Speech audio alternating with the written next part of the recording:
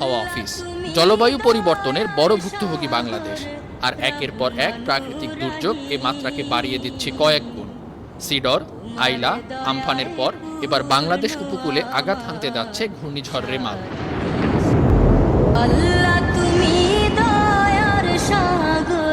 আবহাওয়াবিদ doctor Muhammad Abul Kalam Mallick বলেছেন, বঙ্গোপসাগরে সৃষ্ট সুস্পষ্ট লঘুচাপে পরিণত হয়েছে নিম্নচাপে। শক্তি সঞ্চয় করে বাংলাদেশ উপকূলে আছড়ে পড়তে পারে রোববার।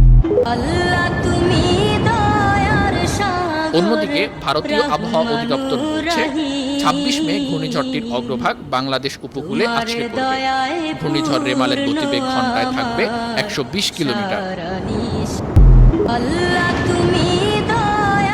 এদিকে রেমাল দুপুর ১২টায় চট্টগ্রাম সমুদ্র বন্দর থেকে ৮৭০ কিলোমিটার দূরে অবস্থান করছে। কক্সবাজার থেকে ৮০৫ কিলোমিটার, মোংলা থেকে ৮২৫ কিলোমিটার আর পায়রা সমুদ্র বন্দর থেকে অবস্থান করছে ৭৯০ কিলোমিটার। রেমালের প্রভাবে উত্তাল হয়ে উঠেছে বঙ্গোপসাগর। জারি করা হয়েছে সতর্ক সংকেত। মোকাবেলায় নেওয়া হয়েছে ব্যাপক প্রস্তুতি। মাছ ধরার ট্রলারগুলোকেও উপকূলে চলে আসার নির্দেশ দেওয়া হয়েছে।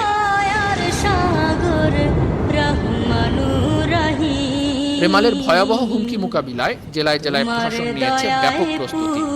সরকারি দপ্তরের কর্মকর্তা কর্মচারীদের ছুটি করা হয়েছে বাতিল। আশ্রয় কেন্দ্রের পাশাপাশি প্রস্তুত রাখা হয়েছে হাজার হাজার স্বেচ্ছাসেবক।